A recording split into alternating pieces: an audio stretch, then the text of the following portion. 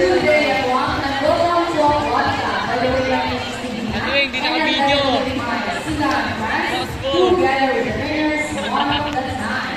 On the website is the eldest people, South American students that we have here. And according to our winner, she is the cutest. Wow, confident. Her name is Ira.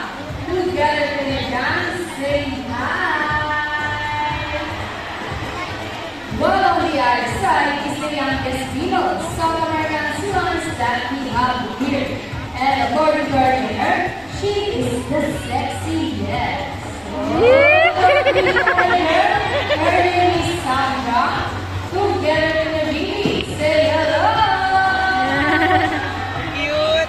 Now guys, listen to you. Do you have any idea why they are called bee or feather breathing mammals? Any idea? Do they have feathers? Well, let's ask them. Hey ladies, do you have feathers? The answer is no. It's actually because of their front fingers, which are shaped like a bird's wing. See those? The articulates nose to be translated as wing-footed, since their fingers do somewhat like wings. And in fact, they are vertebrates lying underwater as these wing propagation plays rise down, friends.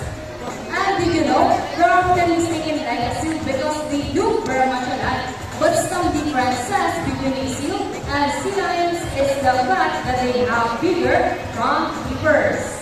And they can also turn their back flippers, something seals cannot do. As a result, they can walk upright while on land. And that's a final demonstration. All the class for sea lion friends. And you know what guys? We have this long and flexible neck. How flexible? Well, check this out.